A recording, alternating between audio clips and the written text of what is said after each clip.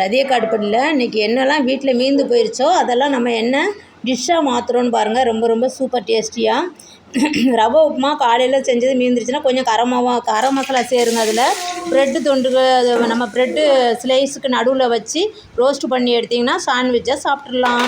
சப்பாத்தி மீந்துருச்சுன்னா என்ன பண்ணணும், மிக்சிலேயே பொடிச்சிட்டு நெய் கொஞ்சம் முந்திரி ஏலக்காய் பொடி சேருங்க. மிக்சியில் போட்டு ஒரு சுற்றிட்டு உருட்டி கோதுமை லட்டு செஞ்சிடலாம். அதுவும் சூப்பராக இருக்கும். பொரியல் பண்ணுறது பொரியல்லாம் மீந்துருச்சுன்னு வச்சுக்கோங்க.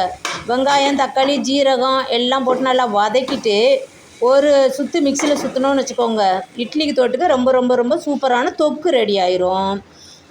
அப்புறம் குட்டீஸ்களுக்கு வாங்கின பிஸ்கட்லாம் மீந்து போச்சுன்னா அதை அக்கா என்ன பண்ணுவேன், மிக்சியில் போட்டு நல்லா ஒரு சுற்றிட்டு பால் சர்க்கரை ஐஸ்கிரீம் க்ரீமு மில்க் க்ரீம் சேர்த்து முந்திரி சேர்த்து ஃப்ரிட்ஜில் வச்சு எடுத்துட்டிங்கன்னா நல்லா ஐஸ்கிரீமு இந்த குளுன்னு இந்த வெயிலுக்கு நல்லா ஐஸ்கிரீம் ரெடி ஆயிரும்.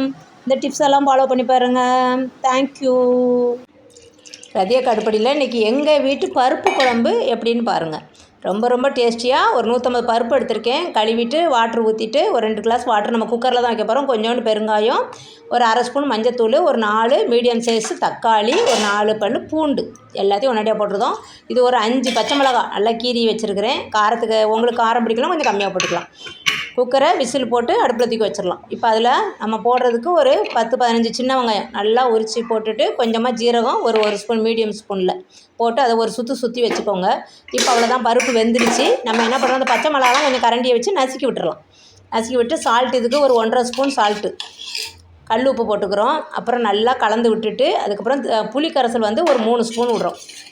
நம்ம புளி காரத்துக்கு ஏற்ற மாதிரி ஊற்றிக்கோங்க. அதுக்கப்புறம் நம்ம தட்டி வச்சுருக்கோம்ல வெங்காயம் சீரகம் அதை நல்லா போட்டுட்டு அக்கா பாத்திரம் மாற்றிட்டேன். குக்கர்லேருந்து சின்ன குக்கரில் தான் பருப்பு போட்டிருந்தேன். இப்போ பாத்திரம் மாற்றி இது நல்லா கொதிக்க விடணும். அந்த புளியும் அந்த வெங்காயம் சீரகம் பச்சை வாசனை போகணும். அவ்வளோதான். நம்ம இப்போ பக்கத்தில் ஒரு தாளசம் போட்டுடலாம். கடுகு உளுத்தம்பருப்பு கொஞ்சமாக வெந்தயம் ரொம்ப போடாதீங்க. வெந்தயம்லாம் கரிஞ்சிடக்கூடாது, கசக்க ஆரம்பிச்சிடும். கொஞ்சம் சின்ன வெங்காயமோ பெரிய வெங்காயமோ கொஞ்சம் நறுக்கி போட்டு தாளசத்தில் அது கொஞ்சம் செவக்கும் போது உங்களுக்கு காரத்துக்கு ஏற்ற மாதிரி அதில் காரம் கம்மியாக இருந்தால் கூட கொஞ்சம் காஞ்ச மிளகா போடலாம். ஏன்னா காரம் கரெக்டாக இருக்குது, அதனால் ஒரு 2-3 காஞ்ச மிளகா தான் கிள்ளி வச்சுருக்கிறேன். அப்புறமா கொஞ்சோண்டு கறிவேப்பிலை. இவ்வளோ தான் இதனுடைய தாளிசம். லவக்குள்ள நல்லா பரட்டி எடுத்துகிட்டு அவ்வளோதான், அடுப்பு ஆஃப் பண்ணிவிட்டு இந்த இப்போ காஞ்ச மிளகா கறிவேப்பிலையும் போடுங்க. அப்போ தான் ரொம்ப கருகாது, வாசனை நல்லா சூப்பராக இருக்கும். அவ்வளோதான், தூக்கி ஊற்றிடுறோமா. ஊற்றிட்டு நம்ம இப்போ ஊற்றிட்டு நல்லா கலக்கணும். கலக்கி டேஸ்ட்டு பாருங்கள். நல்லா கரெக்டாக இருக்குது, எல்லாமே கரெக்டாக இருக்குது அப்படின்னா உங்களுக்கு இன்னும் தண்ணி வேணால் தண்ணி ஊற்றிக்கலாம். நாங்கள் இன்னும் தண்ணி ஊற்றுவோம். தண்ணியாக இந்த குழம்பு இந்த பருப்பு குழம்பு தண்ணியாக இருந்து இதுக்கு காம்போ பொட்டேட்டோ ஃப்ரை சூப்பராக இருக்கும். அவ்வளோதான், ரதியக்கா விட்டு பருப்பு குழம்பு ரெடி. இதை செஞ்சு பாருங்கள். செஞ்சு பார்த்துட்டு ரொம்ப ரொம்ப குயிக்காக செஞ்சிடலாம், ரொம்ப ரொம்ப டேஸ்டியாக செஞ்சிடலாம்.